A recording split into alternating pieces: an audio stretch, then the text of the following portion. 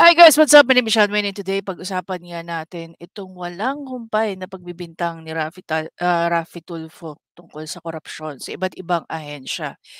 Anyway, so very recent lang na nagkaroon ng budget hearing sa NIA or National Irrigation Authority. Did I say it right?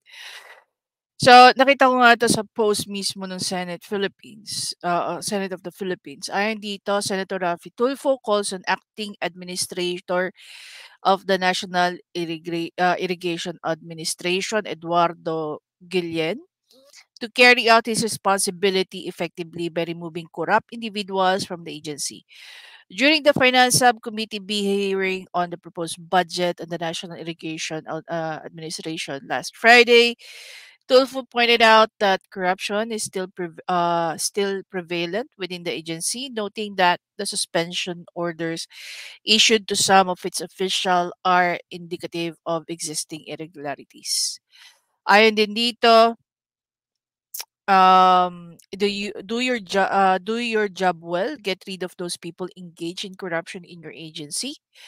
Tulfo said in response, Gillian assured the committee that he would do everything within his powers to address the agency's issues for the benefit of the farmers. So they were talking about the canal, no? From yesterday. And natatawa nga ako, just like what I said from my previous vlog, I was like, what? Hindi ko alam kung nagkakaroon pa ng, you know, on the spot tutorial itong si Senator Villar dito kay Idol Rafi. Anyway, so sabi nga ng isang nag-comment, ito daw si Raffy Tulfo, itinutugis daw ang mga korap. So far, bisitahin nga natin yung ilan sa mga pinuntahan niyang agency. Remember LTO? Kasi po napupunta lang sa korupsyon yan. Ibibigay po yan lang sa DPWH. Tapos pag nasa DPWH, arborin ng mga politiko para pa-project kuno nila. And then wala naman palang project. Corruption. How about this one? Ibig sabihin, Tim, pati sa pagkain, wala nang awa, dudugasan niyo pa yung mga kawawang pobreng pasyente ng NCMH. Another sign of corruption. Conflict of interest. Sunshine recovery. You know what is sunshine?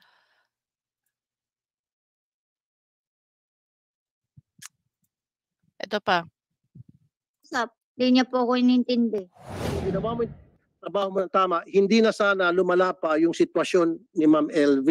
Kaya sa lumala dahil sa naging pabaya ka sa iyong tungkulin. Kung ako dito ngayon sa committee, sampahan ka dapat ng kaso. Hindi pa tayo dito. Sila mapaya yung kanilang mga anak. And meron po akong proof tungkol dyan. And in fairness po sa inyo. Here's the thing, no? When it comes to Raffy Tulfo, he never ceases to amaze me whenever he says that meron siyang proof. Every single time, guys. Every single time. Lagi niya sinasabi, meron akong proof, meron akong proof, meron akong proof. Alam mo yung ano, puff, puff, puff. Wala. Wala naman siya pinapakita eh. 'Di ba? Gano'n na ba tayo katagal, no, nanonood ng mga Senate hearing? Ilang sessions na ba ang nangyari? 'Di ba? Meron bang napakulong? Meron bang kinasuhan? Kahit isa. May napakasuhan ba si Raffy Tulfo?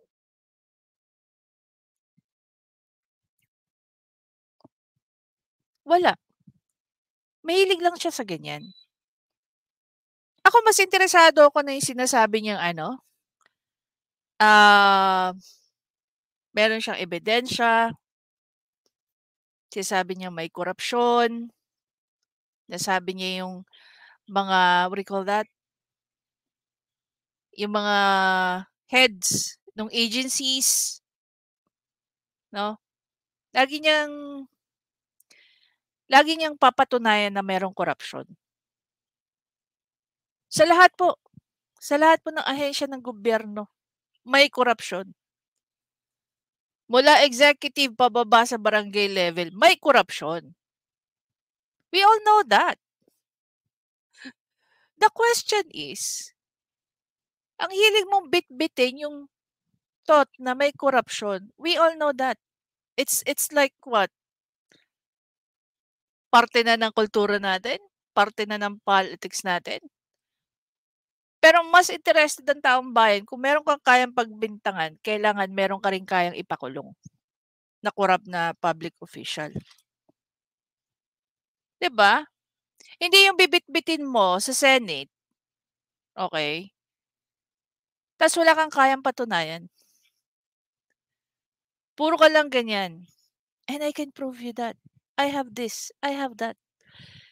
Pero wala. Asan na yung nangyari sa National Center for Mental Health? Ano nangyari doon? Ano nangyari sa LTO? Ano nangyari sa pagpunta mo sa sa OFW hospital? Tapos ngayon DepEd. Hindi ba nagpro-prosper yung mga ine-expose mo dahil wala naman talagang issue?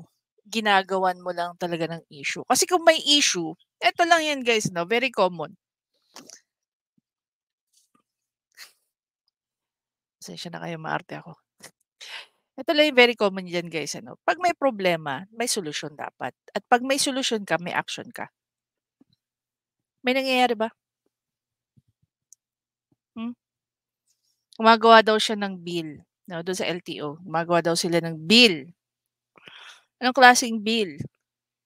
Hindi ko nga alam kung gaano nakaraming bill yung nagawa ng ACT-CIS na naging batas. Gusto ko kayo yung primary, what do you call that?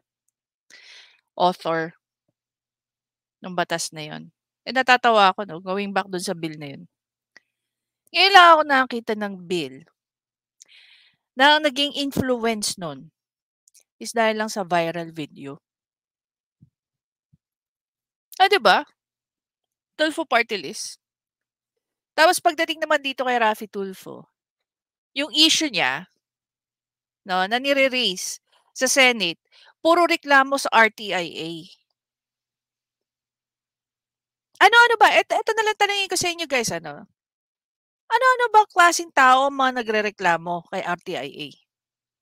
Yung mga tao na walang kaalam-alam tungkol sa kanilang mga karapatang pantao, whether that's criminal, civil, administrativo, you can name it.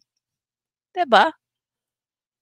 Ibig sabihin, yung mga reklamo na dinadala sa RTIA is extremely petty. Merong mga batas na nasusulat para kung may na-violate na karapatan ninyo, you just need to refer to a law. Hindi po si Raffy Tulfo ang kailangan yung lapitan, abogado po.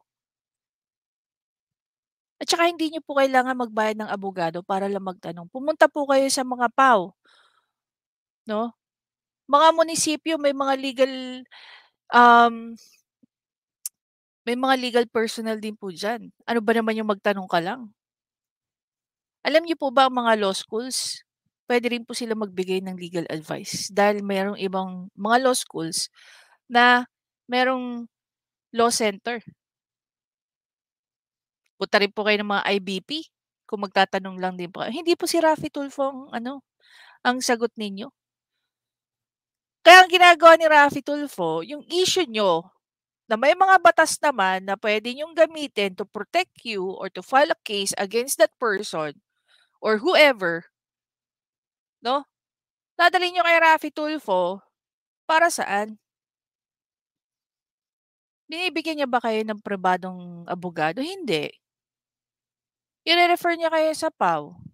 Pag viral ang issue nyo, sa kanya kayo bibigyan ng abogado. Diba? At saka kung ito lang guys, no, kung totoo man, no, na may 100 lawyer itong si Raffy Tulfo, grabe.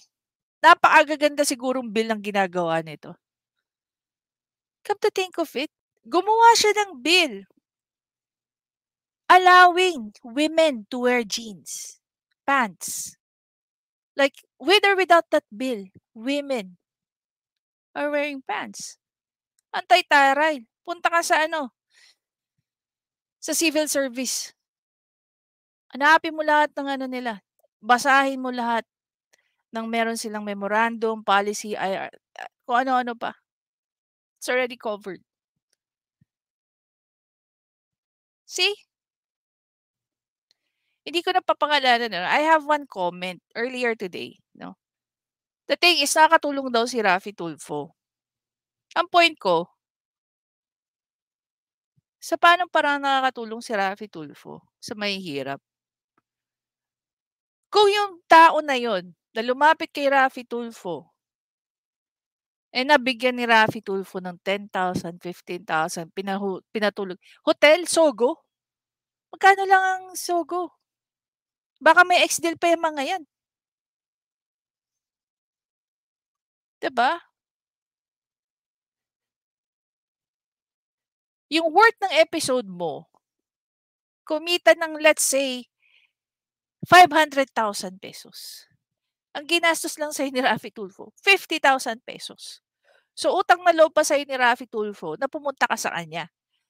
Dahil sa'yo, kumita siya. Pero sa mata ng mga mangmang, nakatulong siya sa'yo.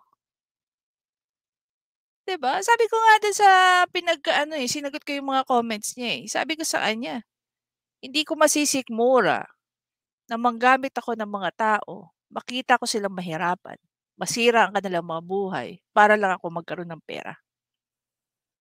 Mas gugustuhin ko pa na magbigay ng 100 piso sa isang taong hindi pa nakakakain na hindi nakikita ng mga tao.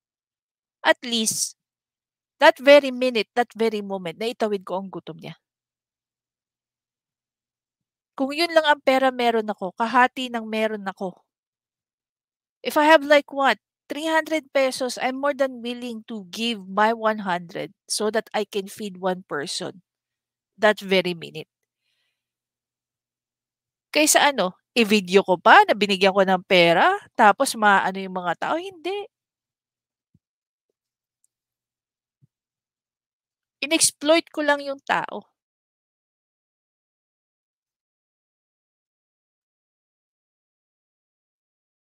So, 'di ba?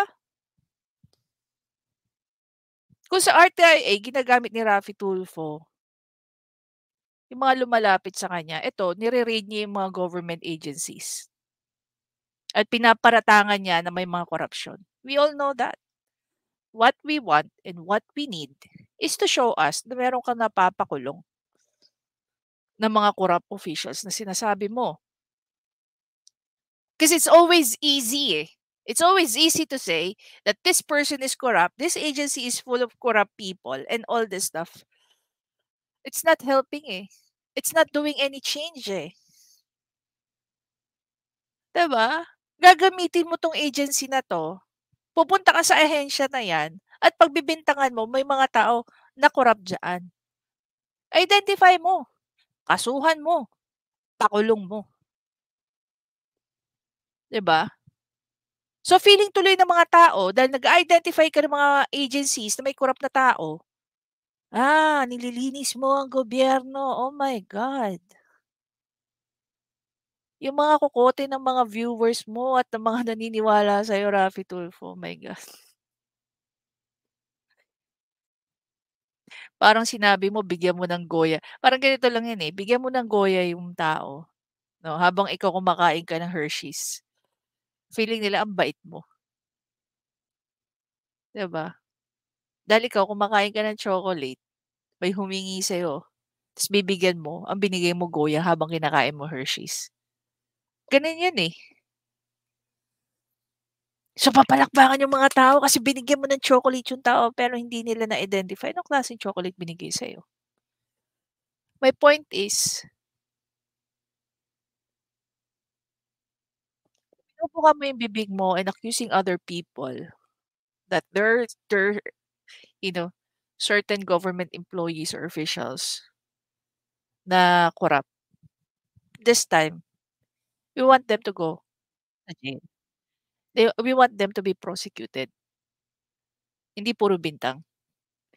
Huwag mong pagkakitaan, no, ang pagiging politiko by way of, um, pagbibintang mo na itong mga taong 'to o itong ahensya na 'to may mga corrupt and all the shebang. Hindi gano'n. Yung level ng tao yung national, 'no, yung level ng national, iba na kami ibang mag-isip ang nanonood sa'yo. Hindi gaya ng mga tsismoso, 'di ba? Nakakatawa nga, eh. Sa 26 million na meron ka, hindi ka man lang nakakatuntong ng 26 million views sa isang episode mo. And I really don't get it, How come people continues to patronize your show? Tapos ang lakas ng loob mo magsabi ng conflict of interest sa iba mong mga when in fact yung ginagawa mo 'di ba malaking conflict of interest 'yan. For your own benefit binibitbit mo sa Senate, which is in fact it has nothing to do with, whatever is mandated na ginagawa mo dapat diyan sa loob ng Senado. Mismo na ikaw na rin nagsabi wala kang kapangyarihan to do something, to do and to create a law, 'no? Para ipagbawal ang PTA o kung ano man yung mga ginagawa ng PTA. Which is later on pag-uusapan natin 'yan. Dahil marami ring mga magulang ang umalma at saka mga teacher. So I don't know guys, nakikita niyo yung diyan.